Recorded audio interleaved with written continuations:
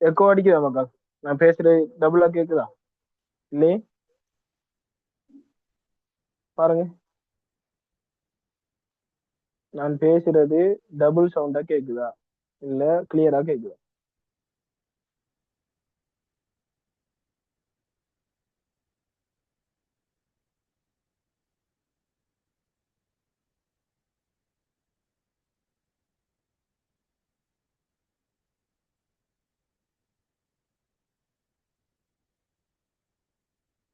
கிளியரா இருக்கு.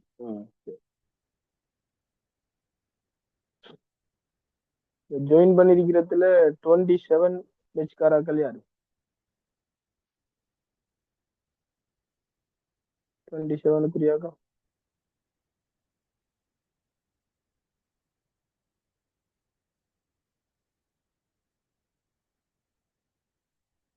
ஒரு ஆள் இருக்கேனே.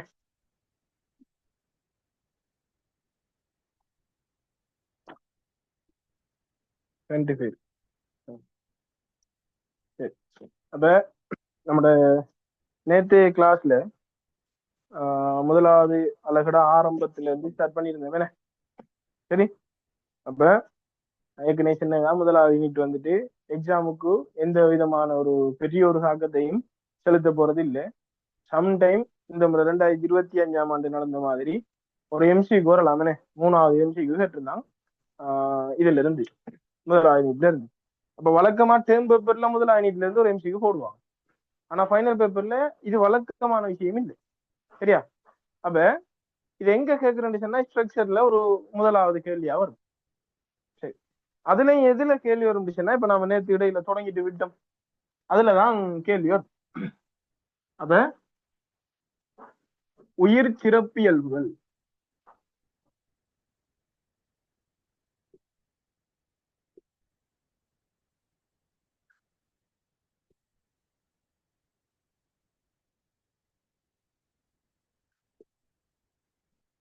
சரியா? உயிர் சிறப்பியல்புகள் சம்பந்தமாக நேற்று நாம ஸ்டார்ட் பண்ணிட்டு ஒரு கேள்வி ஒன்றை கேட்ட மாதிரி முடிச்சிருந்தோம். சரியா? அப்ப கிளாஸ்ல ஜாயின் பண்ணினார்கள் நேரடியாக பார்த்துருப்பீங்க. அதே மாதிரி கிளாஸ்ல ஜாயின் பண்ணிக்கிறார்கள் நீங்க ரெக்கார்டிங் சரி பார்த்துருப்பீங்க. முதலாவது உயிர் சிறப்பியல்புல, அதாவது நல்லா ஞாபகம் வச்சுக்கோங்க, 7 உயிர் சிறப்பியல்பு இருக்கு. இந்த 7 உயிர் சிறப்பியல்பையுமே ஒரு அங்கி தன் வாழ்க்கை வட்டத்துல எதிர்ண்டான ஒரு நிலையிலேயாவது காட்டணும். சரியா? சரியா? அப்ப இந்த 7 உயிர் சிறப்பியல்புகள்ல 7ஐயுமே ஒரு ஆள் தன் வாழ்க்கை வட்டத்துல ஒரு நிலையிலேயாவது காட்டினாதான் அவரை உயிர் என்று சொல்லுவோம், ஒரு உயிர் உள்ள ஆள் சொல்லுவோம். 7ல ஒன்றுமே ஆயிடப்படாது. ஆனா அவரு வாழ்க்கை வட்டத்துல வெவ்வேறு கட்டங்கள்லையும் காட்டக்கூடாது. ஒரு நிலையிலேயாச்சும் 7ஐயும் காட்டணும். மற்ற நிலைகள்ல அவரால் 7ஐயும் காட்ட இயலாத ஒரு கட்டம் வந்தாலும் பரவாயில்ல. ஆனா ஒரு நிலையிலேயாச்சும் அதை அவ்வளோத்தையும் காட்டியே ஆகணும் வாழ்க்கை வட்டத்துல இருக்கக்கூடிய கட்டங்கள்ல. நம்ம இன்னைக்கு படிப்போம். சரி. அதுல முதலாவது உயிர் சிறப்பியல்பு தான் ஒழுங்கும்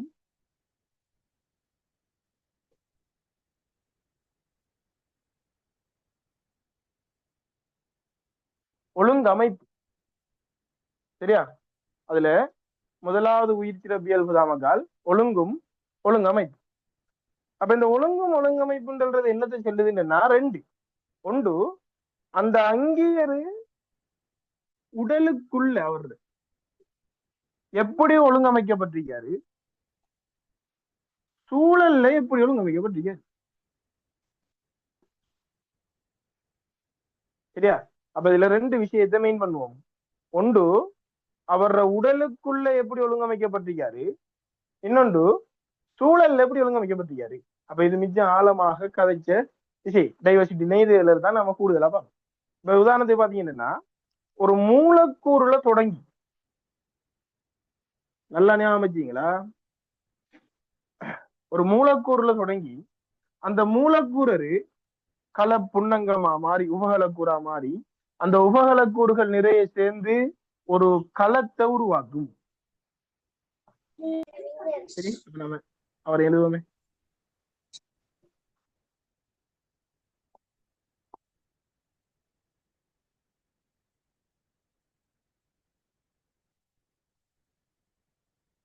சரியா? அந்த உபகல கூறுகள் சேர்ந்து ஒரு களத்தை உருவாக்கும். சம்டைம் இந்த களமே ஒரு அங்கியாக இருக்கலாம். சம்டைம் இந்த களமே ஒரு அங்கியாக இருக்கலாம். யார் அது? சொல்லுங்க பாபம். களமே ஒரு அங்கியாக இருக்கலாம். யார் அது? சொல்லுங்க.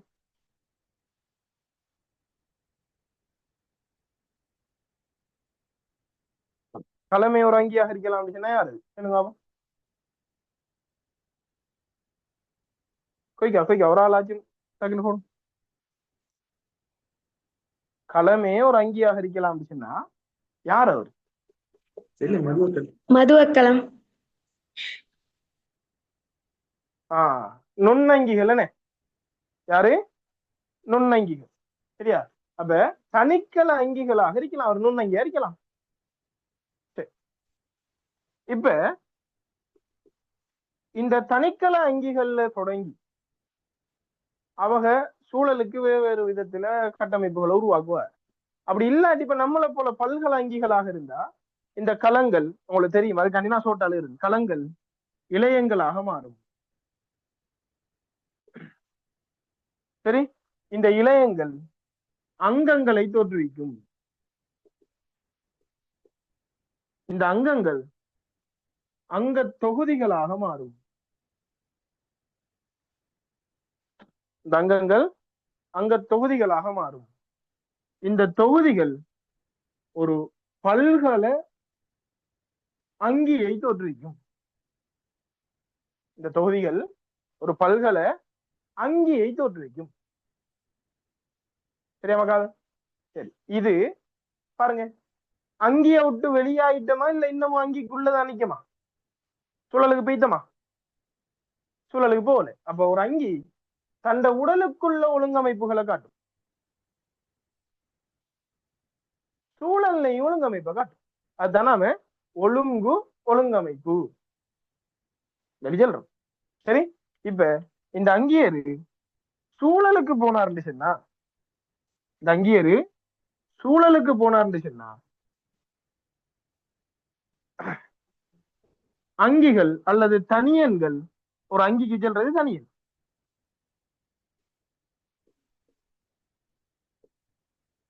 ஒரு அங்கிக்கு செல்றது என்னன்னு சொல்லி பார்த்தால் தனியன்.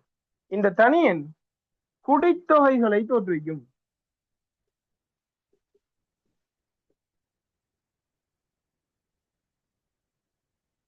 சரி, இந்த குடித்தொகைகள் சாகியங்களை தோற்றுவிக்கும். இந்த சாகியங்கள் சூழத்தொகுதிகளை தோற்றுவிக்கும்.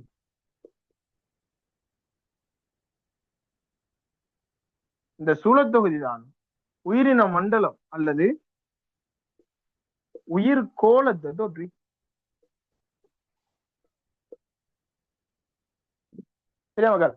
அப்ப இந்த அழிக்கிற கீழே எந்த அழிக்க இது அவ்வளவுமே சூழல்ல எப்படி ஒழுங்கமைஞ்சிருக்காருன்றது, இந்த அழிக்கிற எவ்வளவுமே அவரோட உடம்புக்குள்ள எப்படி ஒழுங்கமைஞ்சிருக்காருன்றது. அப்ப இதான் இந்த ஒழுங்கமைப்பு சொல்றது.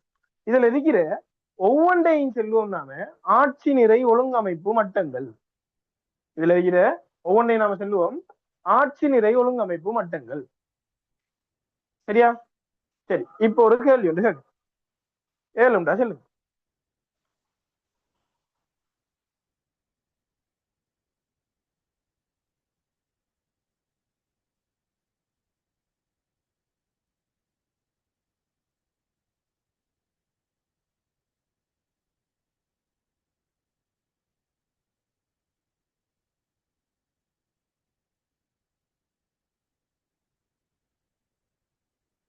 சரியா?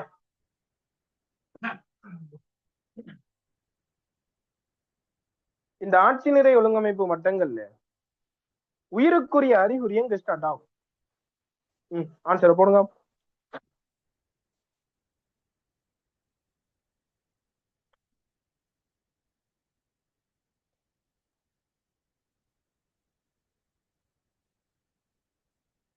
ஆன்சரை போடுங்க.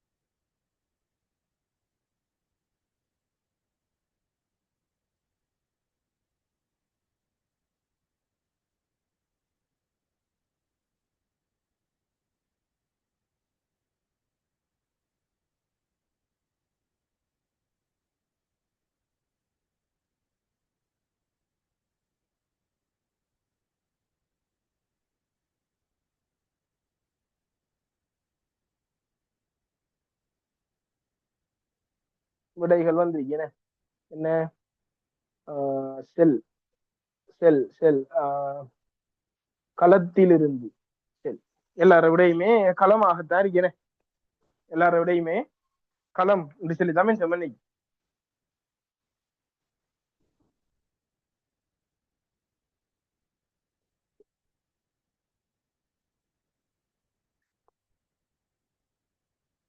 சரியா? நல்லா ஞாபகம் வச்சுக்கோங்க மக்கள். பயாலஜில நாம இப்படியான இடங்களை தான் நல்ல தெளிவா ஞாபகம் வச்சுக்கோங்க. சரி, நார்மலா இந்த இப்ப கதைச்ச விஷயங்கள் எல்லாம் இருக்குன்னு தெரியும். இப்ப நான் அந்த செல்ல போற விஷயத்த நல்லா ஞாபகம் வச்சுக்கோங்க. நல்லா கேட்டீங்களா?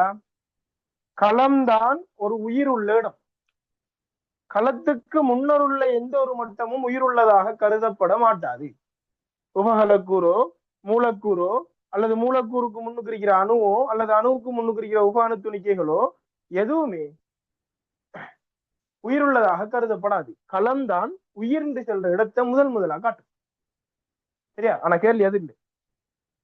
கேள்வி என்ன? உயிர் உள்ளது எதுன்னு இல்லை கேள்வி. உயிருக்கான அறிகுறிகள் எங்க தென்படும்? கேள்வி. சரியா? கேள்வி உயிர் எது, இதுல எது உயிர் சிறப்பியல்புகளை காட்டும் இல்லை. உயிருக்கான அறிகுறி எங்க தென்படும்? வேண்டனா 26 ஆக்களுக்கு வேணும்னா 27 ஆக்களுக்கு இப்ப சொல்லலாம். 26 ஆக்களுக்கு வேணும்னா ஒரு சின்ன ஒரு எக்ஸாம்பிள் சொல்றேன். தலையாக செயல் படிச்சிருப்பீங்க, ஞாபகம் இருக்கா?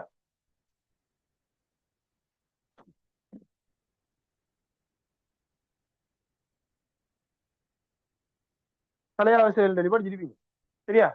அப்ப தலையாக செயலை காட்டுற அங்கின்னு கேட்டா அனலிடா. ஆனா தலையாக செயலுக்கான அறிகுறி அனலிடாவில் இல்லை. அதுக்கு முந்தினால் பிளத்தியல் மெந்தி சொல்லும். சரியா? அதே மாதிரி தான் உயிர் சிறப்பியல்புகளை முதலா காற்றால் யார் என்று பார்த்தா களம்தான். களத்துக்கு முன்னர் உள்ள எந்த ஒரு மட்டமுமே உயிர் சிறப்பியல்புகளை காட்டாது, உயிர் உள்ளதாக கருதப்பட மாட்டாது. ஆனா உயிருக்கான அறிகுறிகள் மூலக்கூறு மட்டத்துல தொடங்கிடும்.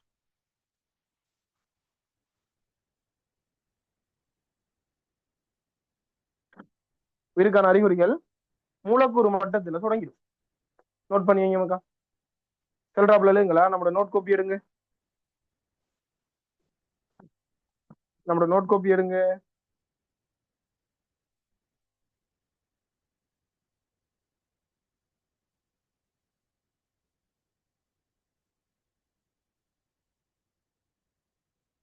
சரியா? நம்மளோட நோட் காப்பியில இல்லைங்க. களத்திற்கு முன்னர் உள்ள எந்த ஒரு மட்டமும் இல்லைங்களா? களத்திற்கு முன்னர் உள்ள எந்த ஒரு மட்டமும் உயிருள்ளதாக கருதப்பட மாட்டாது. களத்திற்கு முன்னர் உள்ள எந்த ஒரு மட்டமும் உயிருள்ளதாக கருதப்பட மாட்டாது.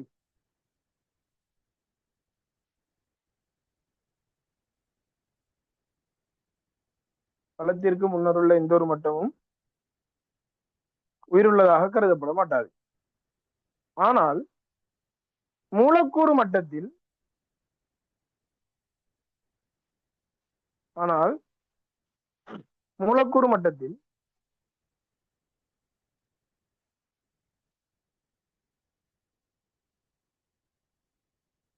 உயிருக்கான அறிகுறிகள் தென்பட தொடங்கும். கவனமா நல்லா நல்லா கிளியரானே அமைச்சிக்க. களத்துக்கு முன்னர் உள்ள எந்த ஒரு மட்டத்தையும் உயிர் உள்ளது செல்லவே இல்ல, அது பில. ஆனா உயிருக்கான அறிகுறி மூலக்கூறு மட்டத்துல ஸ்டார்ட் ஆகும். அது உயிர் உள்ளது இல்லை. இப்ப நான் அதை உயிர் உள்ளது செல்லவே இல்லை. அறிகுறி அழிக்கும். எழுதிக்கங்களா? நோட் பண்ணிட்டீங்களா மக்கா?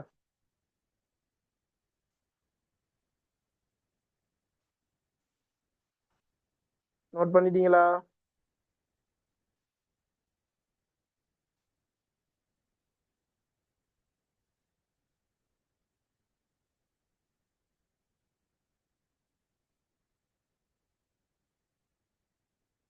நோட் பண்ணிட்டீங்களா?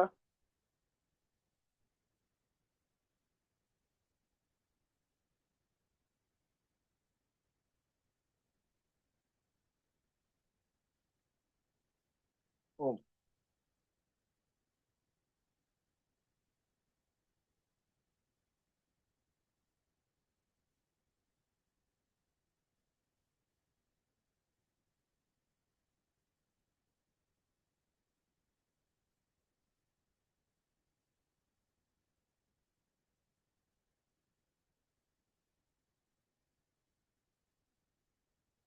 சரியா மக்கா?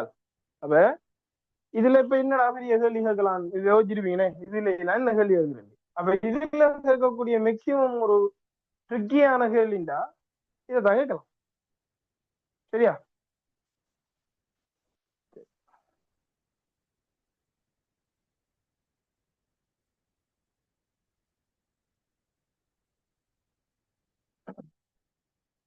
சரி மகள், கவனம்.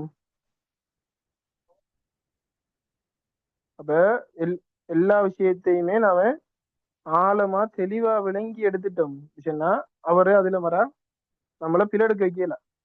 சும்மா பாடமாக்கிக்கிட்டு போற இடத்துலதான் பிரச்சனைகளும். சரி,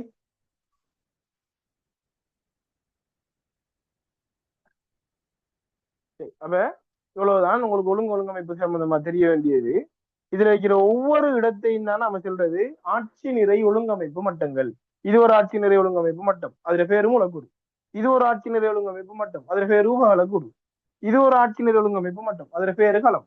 இது ஒரு ஆட்சி நிறை மட்டம், அதுல பேரு இலை. அப்படின்னு சொல்லி இன்னைக்கு ஒவ்வொன்றும் ஆட்சி நிறை ஒழுங்கமைப்பு மட்டங்கள். அப்ப இது சம்பந்தமா உங்களுக்கு இப்ப உதாரணங்கள் சொல்லணும். இல்லைன்னா மூலக்கூறு நீர் நம்ம உடம்புல அதிகம் வரிக்கிறார். அந்த மூலக்கூறுகள் நிறைய சேர்ந்து நீரரு, கார்பன் சேர்வைகள், நைட்ரஜன் சேர்வைகள், இப்படி நிறைய சேர்ந்து புரதங்கள், கார்போஹைட்ரேட்டுகள், லிப்பிடுகள் அப்படியானாக்கள் சேர்ந்து உபகலக்கூறுகள் உருவாக்கும். உதாரணமா புரதங்கள் சேர்ந்து ரைபோசோம் உருவாக்கும். இப்படி ரைபோசோம், இலைமணி, பச்சை இருமணி அப்படியானாக்கள் சேர்ந்து கலங்கள் உருவாக்குவார். இப்படி அந்த கலங்கள்ல குறிப்பிட்ட ஒரு கலம், இப்ப உதாரணமா தசை இலையம், மேலநிலையம், நரம்பிலையம், அப்படி இலையங்கள் இருப்பார். அப்படி இலையங்கள் நிறைய சேர்ந்து இப்ப உதாரணமா தசை இலையம் சேர்ந்து தசை தொகுதி, தசை கட்டுக்களை, நரம்பிலையும் சேர்ந்து நரம்பு குறிய அங்கங்களை, மூளை அப்படியான அங்கங்களை, வேற இப்ப மலமளப்பு தசைகள் சேர்ந்துச்சுன்னா சமிபாட்டு தொகுதி தொடர்பான அங்கங்களை அப்படின்னு சொல்லி அங்கங்கள் உருவாகும். அதுல உருவாகிற ஒவ்வொரு அங்கம், இப்ப உதாரணமா மூளை, முன்னான், நரம்பு, சுற்றேல் நரம்பு, இந்த நரம்பு தொகுதி, கிட்னி, சிறுநீர் பை, சிறுநீர் வழி அப்படின்னு சேர்ந்து சிறுநீர் தொகுதி. அப்ப தொகுதிகள் உருவாக்கப்படும். அந்த தொகுதிகள் எல்லாம் சுவாச தொகுதி, சமயப்பாட்டு தொகுதி அப்படியான தொகுதிகள் எல்லாம் சேர்ந்து ஒரு அங்கியை உருவாக்கும். அந்த அங்கி சூழல்ல ஒரே இனத்தை சேர்ந்த அங்கிகள் சேர்ந்து வாழும். அதை குடித்து கொண்டு அப்படி உயிருள்ள அங்கிகள் தொடர்படையும். இப்ப உதாரணமா ஒரு தென்னை மர தோட்டத்துல குயில் ரீக்கும் குயில் கூட்டம், குயில்களின் குடித்தொகை, காகங்களின் குடித்தொகை, எறும்புகளின் குடித்தொகை, தென்னை மரங்களின் குடித்தொகை அப்படின்னு சொல்லி உயிருள்ள கூறுகள் மட்டும், நல்லா ஞாபகம், உயிருள்ள கூறுகள் மட்டும் சேர்ந்திருக்கிற அந்த ஸ்ட்ரக்சரை சொல்றதுதான் சாங்கியம். சூழத்தொகுதின்னா முதலா உயிரற்ற கூறுகள் தொடர்படையும். முதலா அப்ப உயிருள்ள மற்றும் உயிரற்ற கூறுகளுக்கு இடையிலான இடைத்தொடர்பு தான் சூழத்தொகுதி. சரி, இப்படி நிறைய சூழத்தொகுதிகள் சேர்ந்த ஆக பெரிய சூழத்தொகுதி தான் உயிர்கோள். இது நாம பின்னுக்கு சூழல் சுற்றாடல் உயிரியல்ல படிப்போம். சரி, அப்ப அதை பத்தி பெருசா செல்றதுக்கு இவ்வளவு இல்லை, எவ்வளவுதான். அப்ப உயிர் சிறப்பியல்புல முதலாவது உயிர் சிறப்பியல்பு ஒழுங்கும் ஒழுங்கமைப்பும். அந்த ஒழுங்கமைப்புல நீ எங்க இருந்து எது வரை உனக்கு தெரிஞ்சிருக்கணும். இல்ல இதுல ஒவ்வொன்று மேட்சின் ஒழுங்கமைப்பு மட்டும். சரியா மகால்? ஏதாவது நோட் பண்ணணும் சொல்லுங்க. ஏதாவது நோட் பண்ண போறீங்களா?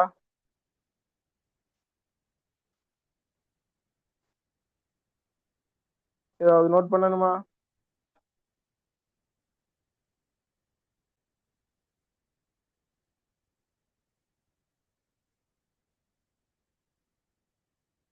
சரி, அப்ப வேலைக்கு மகால். அப்ப முதலாவது உயிர் சிறப்பியல்பு முடிங்க. அப்ப அவர்ல இவ்வளவு விஷயங்கள் தான் இருக்கி. இந்த இவ்வளவு நல்லா கிளியரா அழகா தெரிஞ்சு முதல்ல அழகு விட முடிஞ்சிடும். முடிஞ்சா நீங்க ஏதோ ஒருக்கா ஃபுல்லா வாசிச்சு போட்டு நம்மளும் பாஸ்ட் பேப்பர் கேள்விகள் செய்வோம். சரியா? நியூ சிலபஸ்ல இருக்கிற எல்லா பாஸ்ட் பேப்பர் கேள்வியும் நம்ம செய்வோம். நீங்க அதை யோசிக்க வேணாம். முதலாவது அழகுலையும் பாஸ்ட் பேப்பர் கேள்வி என்று சொல்லி பெருசா செய்யற அளவுக்குலாம் இல்லை. என்ன இருக்கிற கேள்வியில செய்வோம்.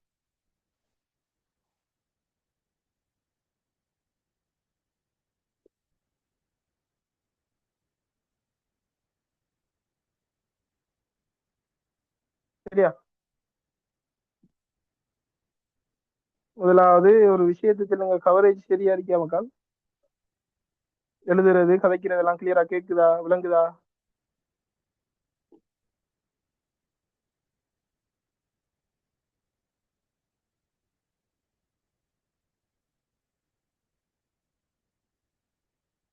கொஞ்சம் கவரேஜ் போரையும் பாரையும் கிடக்காதாங்க. Okay sir. சரி சரி. அப்ப சரியா? இந்த பிரைட்னஸ் பிரச்சனைக்கு நாம கிட்டத்தட்ட ஒரு தீர்வு கொண்டு வரும். சரியா? அது வரையும் கொஞ்சம் அட்ஜஸ்ட் பண்ணி நான் மேக்சிமம் இந்த ஒயிட் போர்டுக்குள்ள நிக்கிற டைம்ல கேமரா பாக்குற டைம்ல அது வெயிட் ஆகுது கடுமையா. அப்ப நான் கொஞ்சம் சைட் ஆகி நிக்காத விளங்குதா? சரி. அனுசேபம் சொன்னா மக்கால்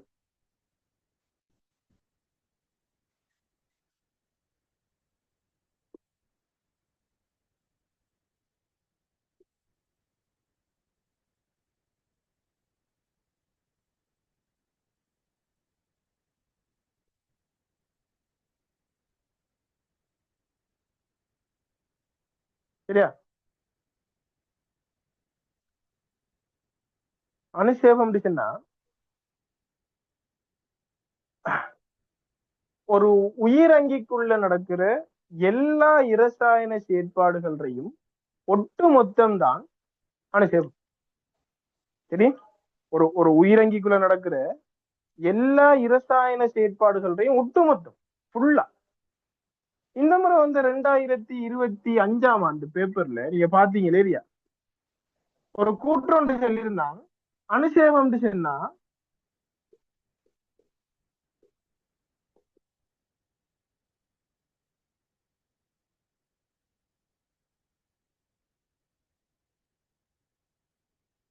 என்னையா, ஒரு உயிர்கலம் ஒன்றுக்குள்ள சக்தியை பயன்படுத்தி நடக்கிற எல்லா இரசாயன செயற்பாடுகளினதும் ஒட்டுமொத்தம் தெளிதான். இந்த ஒரு 2025ஆம் ஆண்டு அந்த 3வது எம்சிக்யூல, சரியா,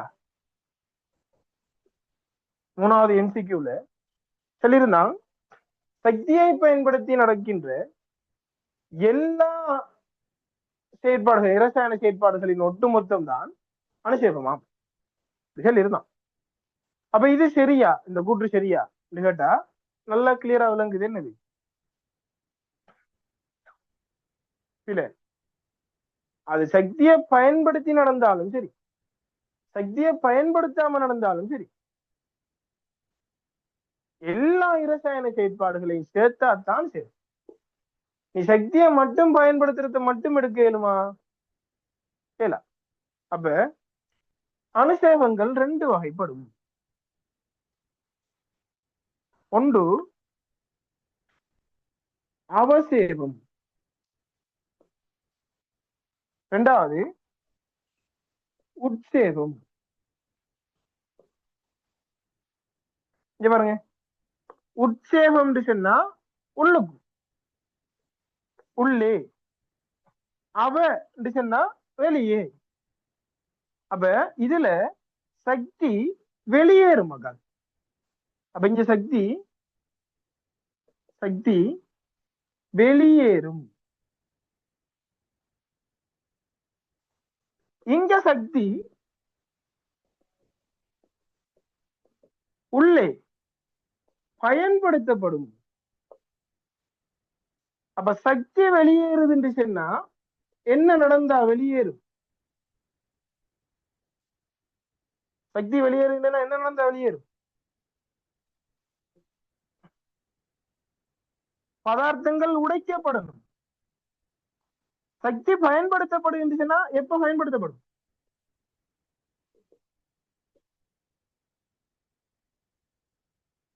சக்தி பயன்படுத்தப்படும் எப்ப பயன்படுத்தப்படும்? தொகுக்கப்படணும். என்ன? ஆகவே உட்சேபம் சொல்றது ஒரு தொகுப்பு தாக்கம், அவசேபம் சொல்றது ஒரு உடைவு தாக்கம். இதன் போது சக்தி வெளியிடப்படும், இதன் போது சக்தி உறிஞ்சப்படும். எனவே அவசேப தாக்கம் ஒன்றினுடைய டெல்டா எச் என்று சொல்றது மைனஸ் அறிவு. அதாவது விளைவுகளை விட தாக்கிகளினுடைய சக்தி அதிகம், விளைவுல சக்தி குறை, வெளியாயிட்டு சக்தி. உட்சேபம் சொல்றது டெல்டா எச் சமன் பிளஸ் அறிவு. அதாவது சக்தி உறிஞ்சப்பட்டிருக்கு. அப்ப உறிஞ்சப்பட்டிருந்தா விளைவுகள சக்தி தாக்கிகள சக்தியை விட கூட. அதுக்கு உனக்கு முதல் இது தெரியணும். டெல்டா எச் சொன்னா எப்போதும் எப்போதும் சரியா, நீங்க வேக மாற்றம் கண்டாலும் சரி, வெப்ப உள்ளுறை மாற்றம் கண்டாலும் சரி, சக்தி மாற்றம் கண்டாலும் சரி, என்ன மாற்றம் கண்டாலும் சரி, எப்போதும் இறுதி மைனஸ் ஆரம்பம்.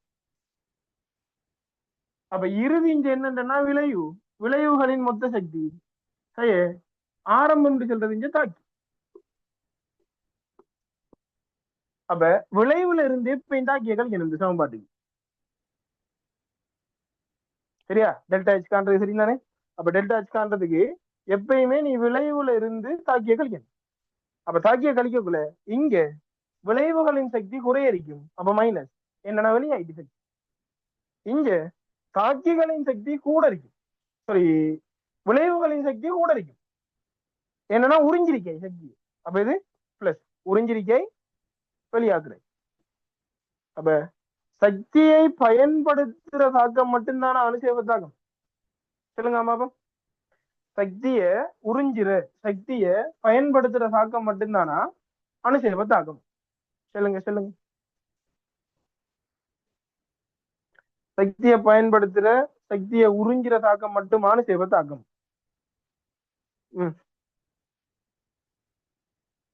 முழுப்பெருக்கிட்ட இருந்து இப்ப பதில் வரணும் பாப்பேன்.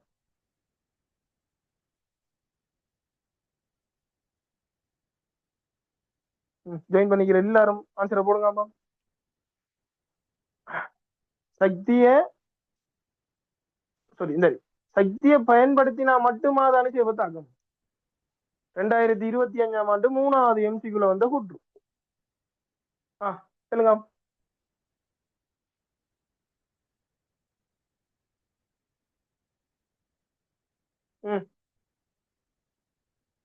சொல்லுங்க பாப்போம்.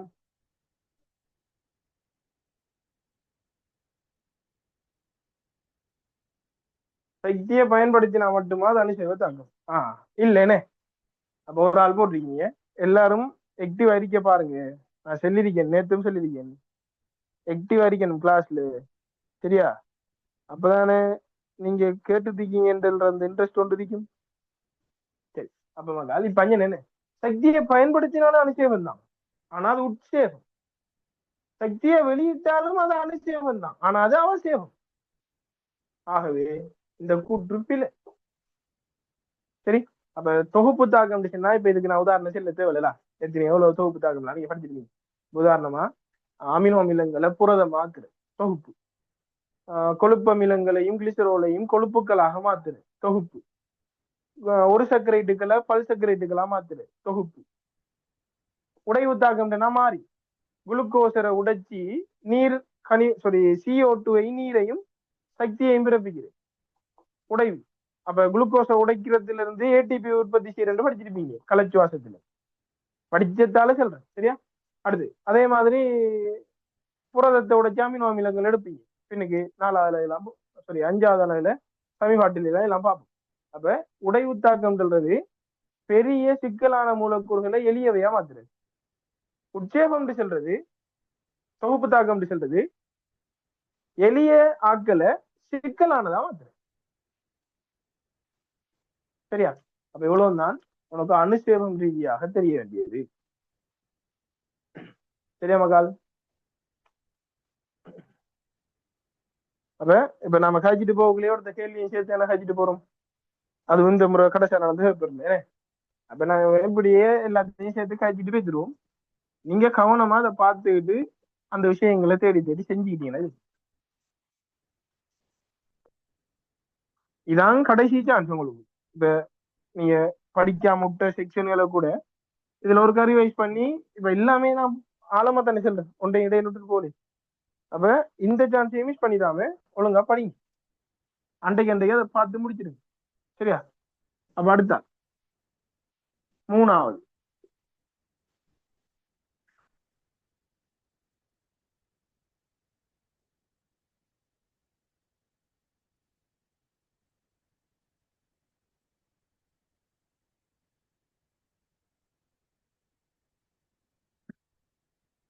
சரியா, வளர்ச்சியும் விருத்தியும்.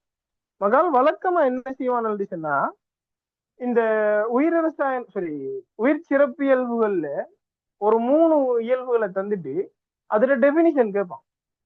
அப்படி டெபினிஷன் கேட்கறதுல அனுசேகம் ஒரு ஆள், அடுத்து இந்த வளர்ச்சியும் விருத்தியும், அடுத்து இந்த இனப்பெருக்கம். சரியா. 7ல இதையும் கேட்கலாம், ஆனா வழக்கமா கேட்கறதுல இவர் ஒரு ஆள். பேப்பரை நீங்க அனலைஸ் பண்ணி பாத்தீங்கன்னா கடைசி ஒரு வார முடிவை தானே இப்ப சொல்றேன். சரி. அப்ப வளர்ச்சியும் விருத்தியினுடைய டெபினிஷன்ஸ் ஒரு கேட்டுட்டே இருக்காங்க. அப்ப உனக்கு வளர்ச்சின்னா என்னன்னு தெரியணும். அடுத்தது விருத்தின்னா என்னன்னு தெரியணும் உனக்கு. சரியா. முதலாவது வளர்ச்சின்னா என்னன்னு தெரியணும், அடுத்தது விருத்தின்னா என்னன்னு தெரியணும். சரி மகால். அப்ப வளர்ச்சின்னு சொல்றது என்னன்னா ஒரு அங்கியினுடைய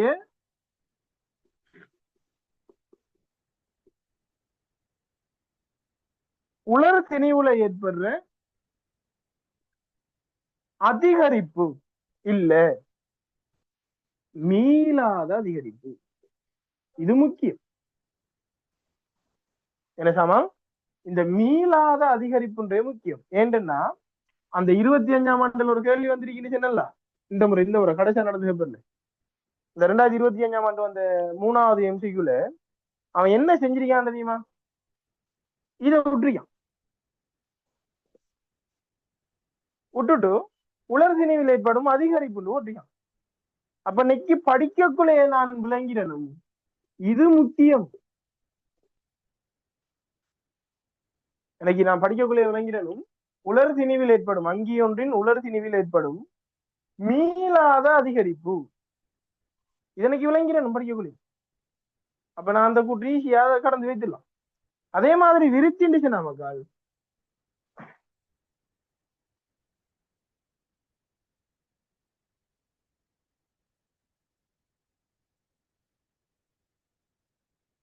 என்னது, ஒரு அங்கி ஒன்று தனது வாழ்க்கை காலத்துல பெற்றுக்கொள்ற மீளாத மாற்றம். இந்த மீளாதன்றத மறந்துடாதுங்க. சரியா. ஆகவே ஒரு அங்கி தனது வாழ்க்கை காலத்துல பெற்றுக்கொள்ற மீளாத மாற்றம்ன்றது விருத்தி. ஒரு அங்கி தனது உலர் திணிவுல ஏற்படுற மீளாத அதிகரிப்புன்றது வளர்ச்சி. சரி, நல்லா ஞாபகம் வச்சுக்கோங்க, இந்த வளர்ச்சியும் விருத்தியும் ஒன்றன் பின் ஒன்றாக நடக்கிற விஷயம். சரியா. இந்த வளர்ச்சியும் விருத்தியும் சொல்றது ஒன்றன் பின் ஒன்றாக நடக்கிற விஷயம். இத தாவரங்கள் முதல் வளர்ச்சி படிக்கக்குள்ள நல்லா கிளியரா பார்க்கலாம். சரி. எப்படின்னா முதலாவது ஒரு இடம் வளரும், அதுக்கு பிறகுதான் அது வியத்தம் அடையும். ஏத்தம்னா விருத்தி, தொழிற்பாட்டு வினைத்திறனை பெறுது. சரியா? அப்ப வளர்ச்சி நடக்கிற இடத்துல விருத்தி நடக்கும், திரும்ப அடுத்த இடத்த வளர்ச்சி நடக்கிறது விருத்தி நடக்கும். இதுல இப்படித்தான் விருத்தி அடைஞ்சிட்டு போ. சரியா? சரி, இப்ப இதை சிம்பிளா உங்களுக்கு சொல்றேன்னா, நல்லா நல்லா கேட்டீங்களா? உங்களுக்கு விளங்குற மாதிரி ஒரு விஷயத்தை சொல்றேன்டா. இப்ப நீங்க ஒரு 5 வயசு இருக்கக்குள்ள, ஒரு 6 வயசு 5 வயசு இருக்கக்குள்ள மழை செஞ்சிருக்கு. அப்ப வீட்டுக்கு முன்னுக்கு தண்ணி செஞ்சு நிக்கி. இப்ப அதை கண்டோன்னா நமக்கு ஒரு சந்தோஷத்துல போய் அந்த தண்ணியில போய் கிடந்து அடிச்சு வாங்கி சுடு தண்ணி எல்லாம் பாய்க்குல போய் முகத்துல அப்பி சட்டையில அப்பி அப்படி வரும். இது அந்த 5 வயசு பிள்ளைக்குரிய விருத்தி. மூளை நல்லா அழகா வேலை செய்யுதுன்னு வருது. 5 வயசு பிள்ளைக்கு அதான் அந்த அந்த விஷயம் தான் மூளை விரும்பும். சரியா? இதே வேலையை நீங்க இப்ப போய் செஞ்சா, மழை பெய்யுது, வீட்டுக்கு முன்னுக்கு ஒரு சுரி தண்ணி கிடக்கு, அந்த சேத்து தண்ணியில போய் கிடந்து அட்டிக்கு வாங்கி உள்ளுக்கு எடுத்து கொப்பளிச்சு துப்பி சட்டையெல்லாம் வாங்கிட்டு. இது 5 வயசு பிள்ளையும் 20 வயசு பொடியனும் 25 வயசு பிள்ளையும் செய்யற வேலையா? இது விருத்தியா? இல்ல. அப்ப ஆளும் வளரணும், அறிவும் வளரணும், அதுதான் வளர்ச்சின்னு. 5 வயசு பிள்ளை சுரி தண்ணியில கிடந்தா அது சரி, அதான் அந்த பிள்ளைக்கு விருத்தி. 25 வயசுக்குள்ள சுரி தண்ணிக்க கிடந்தா அது மந்தம், மந்த புத்தி. என்னென்ன பிள்ளை பார்க்க நாள் என்ன. அப்ப விருத்தியும் வளர்ச்சியும், வளர்ச்சி நடந்துறது விருத்தி நடக்கும். நீங்க வளர வளர உங்களோட மூளை அதுக்கேற்றாப்புலனே விருத்தியா. நீங்க வளர வளர உங்களோட மூளை அதுக்கேற்றாப்புலனேனும் விருத்தியா. வளர்ற உடற்பாகங்களும் என்னையிலும் விருத்தியா. மூளை விருத்தியாகும், உடற்பாகம் விருத்தியாகும், வளர்ச்சி நடக்கும், விருத்தி நடக்கும், வளர்ச்சி நடக்கும், விருத்தி. இது தொடர்ச்சியா நடந்துட்டு. சரி சரி, இப்ப நம்ம இவ்வளவு நேரம் சொல்றோம் தானே, ஒரு உயிரங்கின்னு நான் ஒரு ஆளை செல்லணும்டா, உயிர் சிறப்பில உயிர் சிறப்பியல்புகள்ல எது நான் ஒன்றை காட்டினா காணாது, ஏழையும் காட்டணும் ஏழையும் காட்டணும். ஏன்னு சொன்னா இங்க பாருங்க, மலைகள் அல்லது பளிங்குகள் வளரும், அலைகள் கடல் அலைகள் வேவஸ்ல படிச்சிருப்பீங்க, இல்லாட்டி படிப்பீங்க 27 சரி, அலைகள் விருத்தி ஆயிட்டு போகும். அப்ப மலைக்கு உயிர் இருக்கா? அலைக்கு உயிர் இருக்கா? இல்லை. அப்ப வாழ்க்கை வட்டத்தில எதிர்ந்தான ஒரு கட்டத்திலேயாவது எல்லாத்தையும் காட்டினா தான் ஒரு உயிரை. ஒரு ஆள் வளர்றாருன்றதுக்காண்டி அவர் உயிரை செல்லலாமா? ஆகவே மலைக்கும் உயிர் இல்ல, அலைக்கும் உயிர் இல்ல என்று சொன்னா அவர் வளர்ச்சி விருத்திய காற்றாக சொல்லி உயிரங்கி செல்லலாம். கிளியரா மக்கால்? கிளியரா? பாத்துக்கங்க. சரியா? அப்ப பாரு, 2025 இதை சோதிச்சான். ரெண்டுலையுமே அவன் மீளாதன்றதை தூக்கிட்டான். என்ன இருந்தான்னா உலர்திரியில் ஏற்பட அதிகரிப்பு நிலைந்தான். அங்கே ஒன்று வாழ்க்கை காலத்தில் பெற்றுக்கொள்ளும் மாற்றங்கள் நிலைந்தான். வராதா? மீளாது என்று சொல்றது கட்டாயம். கவனமா?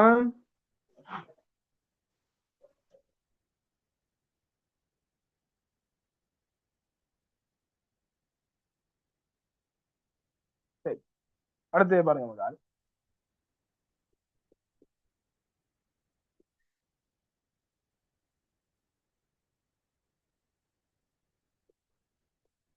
ஓர்டருக்குத்தான் தெரியணும் இல்ல, ஓர்டருக்கு தெரிஞ்சு வச்சுக்கிட்டீங்கன்னா நல்ல.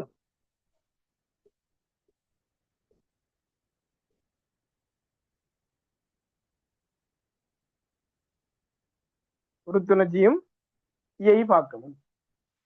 சரியா? அப்ப உறுத்துணர்ச்சிண்டா என்ன, இயை பார்க்கம்டா என்ன? உறுத்துணர்ச்சி என்ன, இயை பார்க்கம் என்ன? முதலாவது ஒரு விஷயத்தை கிளியரா ஞாபகம் வச்சுக்கோங்க. உறுத்துணர்ச்சி சொல்றது என்னன்னா, நீங்க எதுண்டான ஒரு தூண்டலை கொடுத்தா, சரியா, நீங்க எதுண்டான ஒரு தூண்டலை கொடுத்தா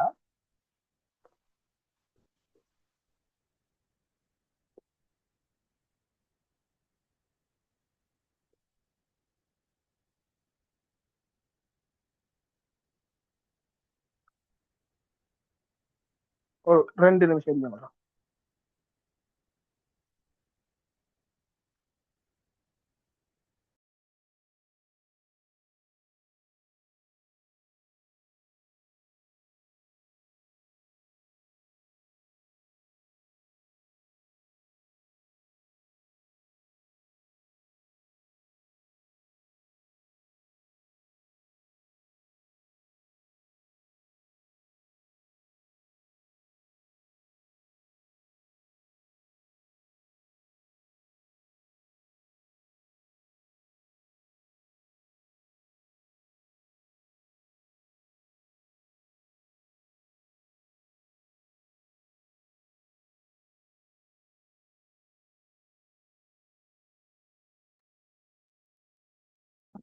சரியா மகா?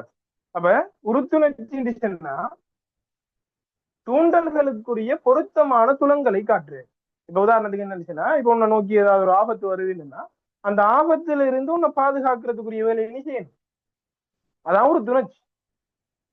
சரியா? இப்ப நீங்க ரோட்ல போறீங்க, ஒரு டிப்பர்காரன் வராங்க, டிப்பர்காரன் கோன் அடிக்கான்.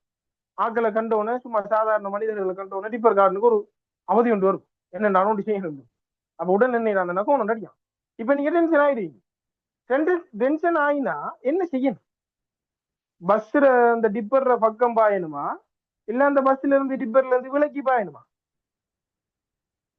கோன் அடிச்சுட்டு உடனே பஸ்ல பக்கம் பாஞ்சீங்கன்னா, டிப்பர்ற பக்கம் பாஞ்சீங்கன்னா என்ன நடக்கும்? தூண்டல் கோன் அடிச்சது, துளங்கள் பாஞ்சது, விஷயம் முடிச்சு. அப்ப பொருத்தமான துளங்களை காட்டணும். தூண்டலுக்குரிய பொருத்தமான துளங்களை காட்டணும். அந்த தெரியாம நான் உறுத்துணுச்சு. ஏய் பாக்கம்டா என்ன சொல்ற பாருங்க.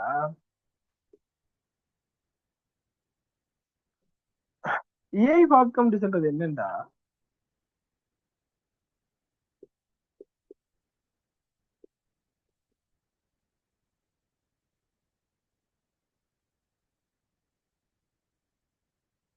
ஏய் பாக்கம் சொல்றது என்னண்டா,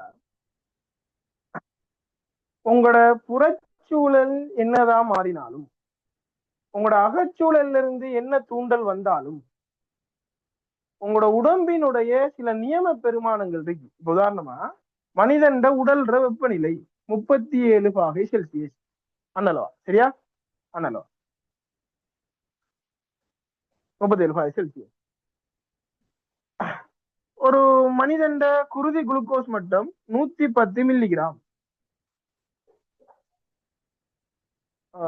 ஃபாஸ்டிங் பிளட் சுகர், FBS சொல்லுவோம், 110 மில்லிகிராம். ஒரு மனிதன் குருதியில pH வந்துட்டு 7.4. அப்படின்னா 7.4 என்னன்னா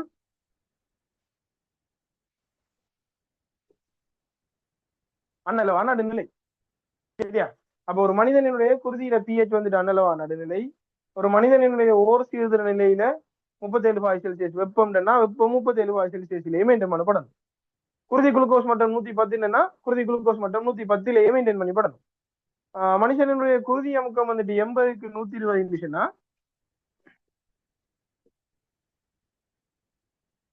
மில்லிமீட்டர் ஹெச்ஜி. என்னன்னா இது அமுக்கம் தானே. சரி, இதெல்லாம் ஏன் இப்படி எழுதுற, இதெல்லாம் நம்ம அந்த செக்ஷன் வரக்குள்ள. சரி, அப்ப 80க்கு 120 இருந்துச்சுன்னா இந்த 80க்கு 120லயே வேணப்படணும். அது சூழல் வெப்பநிலை கூடினாலும் சரி குறைஞ்சாலும் சரி, எப்படியான அமிலமான காரமான சூழலாக மாறினாலும் சரி, எந்த உடலினுடைய நியம பெருமானங்கள் ஒரே சீரான திடநிலையில் பேணப்படணும். ஒரே சீரான திடநிலையில் பேணப்படணும். அப்படி பேணப்படணும் சொன்னா இந்த உடம்புக்குள்ள என்ன எல்லாம் நடக்கும், அந்த ஒட்டுமொத்தமான செயற்பாட்டை சொல்றது ஐயை பாக்கம். கிளியரா? ஏய் பாக்கம்டா என்னன்றது கிளியரா? சொல்லுங்க பாபு பாபு. ஏய் பாக்கம்டா என்னன்றது கிளியரா?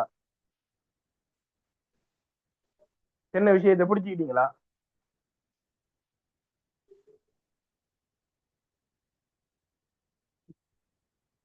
ஏய் பாக்கம்டா என்னன்றது கிளியர் ஆயிட்டா?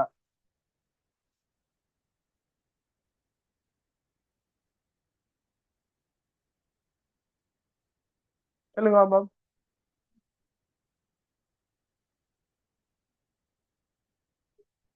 இவ்வளவுதான் ஏய் பாக்கம்.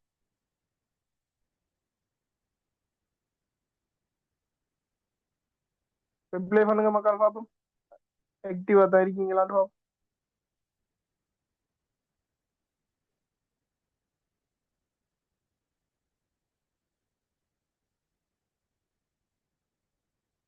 Okay okay. Oh clear. மத்தாக்கள்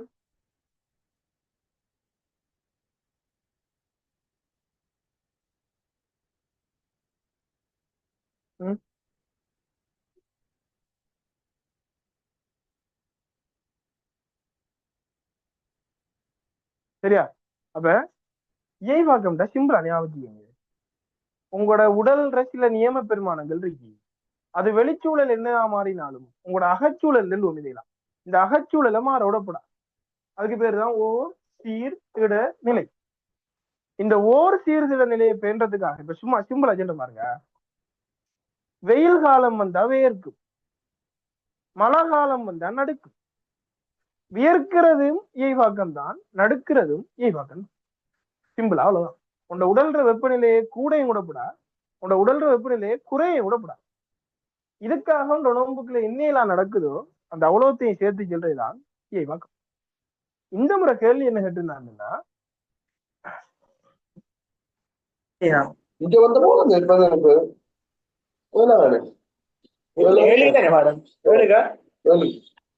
சவுண்ட கட் பண்ணுங்க, மைக் ஆஃப் பண்ணி வச்சுக்கோங்க எல்லாரும். சரியா?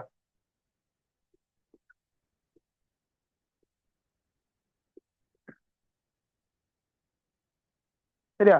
அப்ப இந்த முறை 2025ஆம் ஆண்டு வந்த கேள்விக்குரிய விட என்னன்னா, அசைவு எப்ப நிகழும்டா, உறுத்துணர்ச்சிடையும் இயைபாக்கத்திடையும் ஒருங்கிணைந்த செயற்பாடு.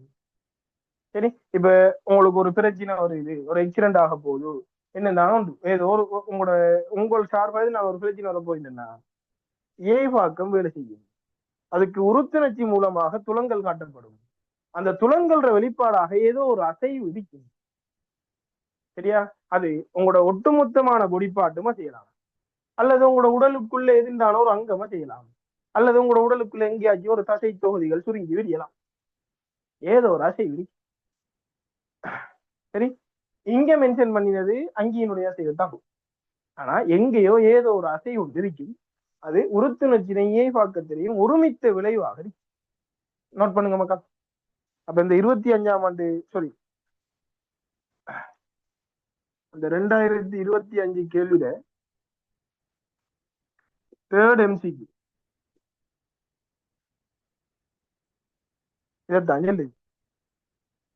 சரியா? 2025ஆம் ஆண்டு கேள்வியில தேர்ட் எம்சிக்கு இதைத்தான் சொல்லுது. கிளியரா?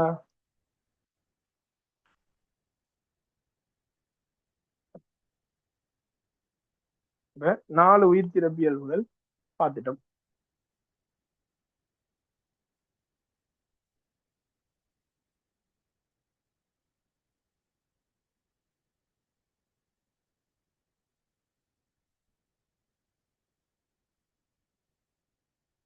ஓகே தானே?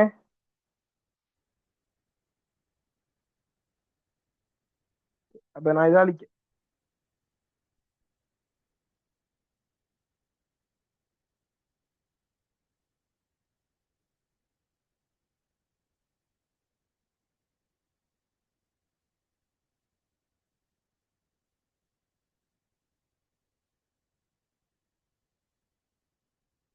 சரியா? அப்ப அடுத்த இயல்பு இசைவாக்கம். அடுத்த உயிர் சிறப்பியல்பு இனப்பெருக்கம்.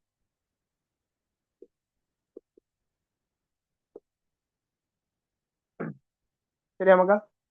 சரி, இசைவாக்கம் சொல்றது என்னன்னா நல்லா ஞாபகம் வச்சுக்கீங்களா, அங்கே ஒரு ஆள் நல்லா நல்லா கிளியரா ஞாபகம் வச்சுக்கீங்க.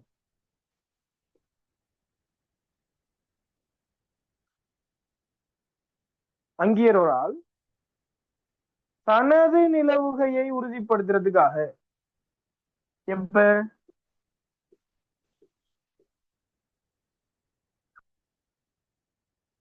சரியா, அங்கியர் ஒரு ஆள் தகாத சூழல் உண்டுல, தகாத ஏதோ அவரோட வாழ்க்கைக்கு பிரச்சனை, அவரோட உயிருக்கு பிரச்சனை, இப்படியான ஒரு சூழல் உண்டுல தனது நிலவுகையை உறுதிப்படுத்துவதற்காக அவர் கட்டமைப்புலையோ அவர நடத்தையிலையோ அவர உடற்தொழிற்பாடுகள்லையோ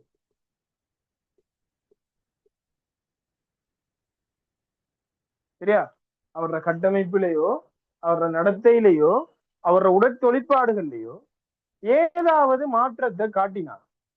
அதான் செய்வாக்கு. உதாரணமா சில தாவரங்கள்ற இலைவாய்கள் குழிகளில் அமைந்திருக்கும். என்னது குழிகளில் அமைந்திருக்கிறதா? இப்ப இந்த அறிஞர் ஒரு இலை என்று வைங்கலாம். சரி, அந்த இலை போட்ல இப்படித்தான் இருக்கி. இப்ப இந்த இலையை எடுத்துனா இப்படி வைக்கப்படும் போட்ல. என்ன சொல்ற வியூ உலகிட்டா இலையை இப்படி இருக்காரு. அந்த இலையை எடுத்துனா இப்படி வைக்கப்படும் போட்ல. வெஜென்ட் சொன்னா இப்ப இந்த அறிக்கா இருந்தீங்களும் இப்படி தந்துறீங்க உனக்கு இலை. சரியா? ஒரு கோடையான தெரியும். அந்த கோட்டுல இப்ப இந்த அறிக்காரு இலைவாய். என்ன இதுல இருக்கிற மேட்ரோல் கலங்கள் என்ன செஞ்சிருக்கீங்கன்னா இப்படி அதை சுத்தி ஒரு கவர் மாதிரி ஒன்றை உருவாக்கி ஒரு குழியை உருவாக்கி. சரியா? அதை சுத்தி ஒரு கவர் மாதிரி ஒன்று உருவாக்கி ஒரு குழியை உருவாக்கி. இப்ப இலைவாயிலிருந்து நமக்கு தெரியும் நீர் ஆவியா வெளியாகும். வெளியாகின நீர் என்ன மெல்ல மெல்ல இதுக்குள்ள தேங்க தேங்க தேங்க தேங்க தேங்க தேங்க இந்த வாய் அடப்பட்டு. அப்ப அடப்பட்டா இனி நீராவியர் வருவாரு. ஆனா இடையில நீர் பிளாக் பண்ணிட்டு. அப்ப மேலதிகமா நீர் வெளியாகிறத தடுக்கலாம். இது ஒரு கட்டமைப்பு செய்வாங்க. சரியா? அதே மாதிரி இந்த சீவசம் உழைத்தல், அதாவது ஏதாவது ஒரு பிரச்சனை என்ன, இப்ப உதாரணத்து வைங்கலாம், சதுப்பு நிலத்துல வாழ்ற ஆக்களுக்கு ஒக்சிஜன் எடுக்கிற பிரச்சனை. அப்ப என்ன வேறு மண்ணில இருந்து வெளியாகி வரும். சில தாவரங்கள்ற வித்துக்கள் வித்து முளைத்தல தள்ளி போடும். அப்ப தொழிற்பாட்டுல மாற்றும். இப்ப உதாரணத்துக்கு பாத்தீங்கன்னு சொன்னா சிங்கம் புலி அவெல்லாம் பகலையில வேட்டைக்கு வருவார். மான் போன்ற சின்ன அந்த வேட்டையாடப்படும் விலங்குறீங்களா? வேட்டை ஆடுறவரு பகலையில வருவாரு. வேட்டையாடப்படும் விலங்கு இருக்காருல அவரு சாரி இவக இரவையில வேட்டைக்கு வருவாங்க. அவரு பகலையில வெளியாகுவார். அப்ப வேட்டையாடப்படுற விலங்கு வார டைம் விட்டு போட்டு சாரி வேட்டையாடுற விலங்கு வார டைம் விட்டு போட்டு வேட்டையாடப்படுற விலங்கு வார டைம் மாத்திக்கு நடத்தையில மாற்றத்தை காட்டு. சரியா? அப்ப இப்படி இந்த கட்டமைப்புலயோ நடத்தையிலையோ தொழிற்பாட்டிலையோ தன்னை பாதுகாத்துக் கொள்ள நடத்துறேன் செய்வாக்கு. இனப்பெருக்கம் அப்படி சொன்னாம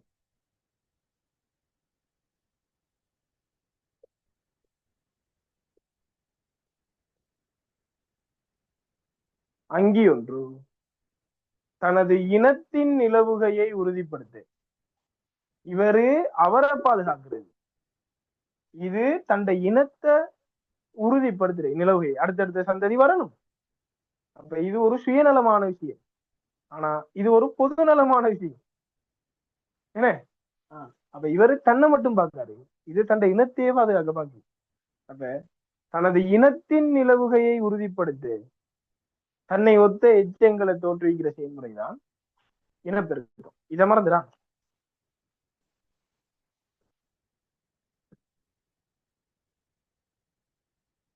சரியா? இத மறந்துடாதீங்க.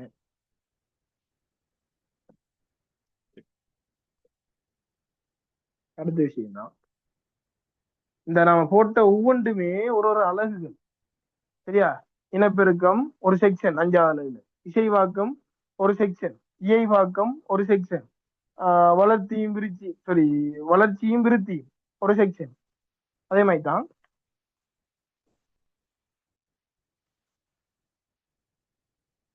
இது ஒரு செக்ஷன் 6வது யூனிட்.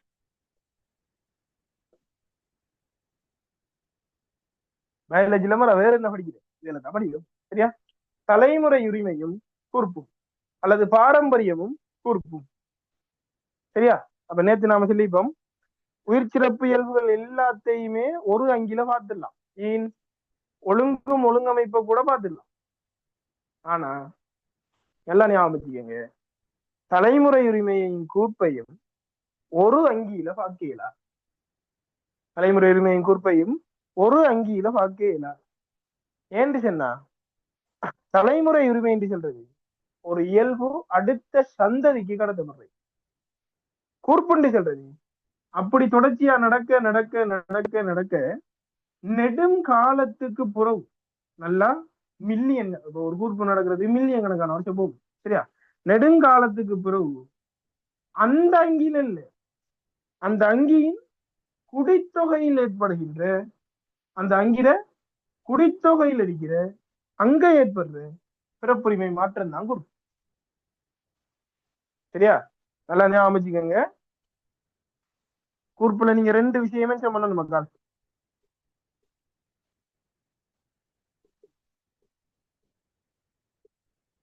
நெடுங்காலம்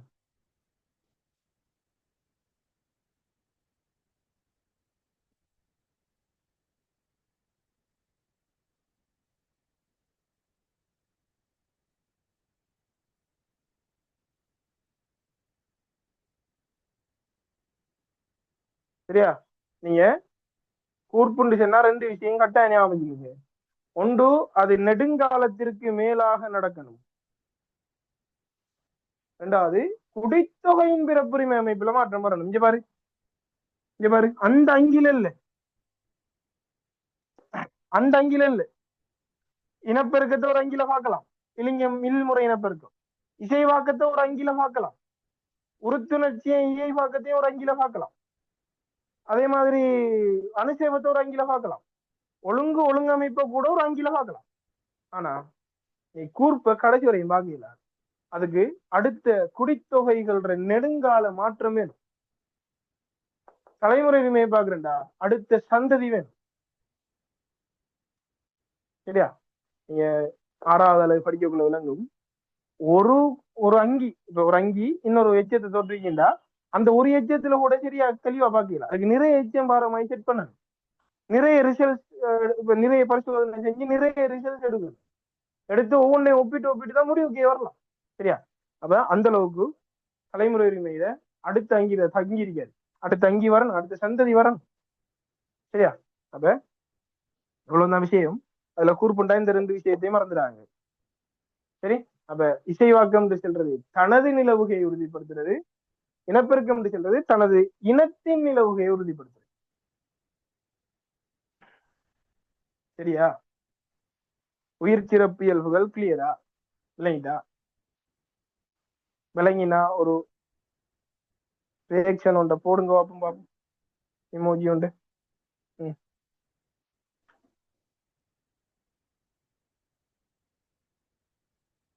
சரி, ஒரு ஆள் போட்டு அதாக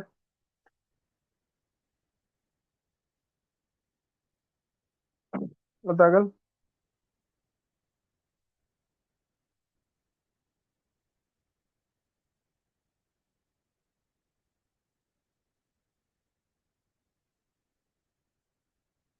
சரியா? அப்ப இந்தியோட நம்ம இந்த ப்ரீ செட்டப் கிளாஸ்கள் முடியுதுன்னு. அப்ப நாளையில இருந்து அடுத்த வீக்ல இருந்து வழக்கம் போல அந்த நம்மட தனிப்பட்ட குரூப்ல மட்டும் லிங்க் எல்லாம் ஷேர் பண்ணிப்படும். கிளாஸ்கள் தொடர்ச்சியா நடக்கும். யூனிட் 2 வந்து ஸ்டார்ட் பண்ணிப்படும். சரியா? சரி, அப்ப உங்களுக்கு தெரிஞ்ச ஆக்கள்கிட்ட ஃப்ரெண்ட்ஸ் மார்க்கிட்ட 7 மணி வரைக்கும் இந்த தகவல்களை ஷேர் பண்ணுங்க. இதுக்குரிய வீடியோ கிடைக்கும். அப்ப வீடியோவை கிளாஸுக்கு ஜாயின் பண்ணாதாக்கள் பார்த்துக்கங்க. சரி? ஏதாவது சந்தேகங்கள், டவுட்ஸ்கள் இருந்தா கேட்கலாம்.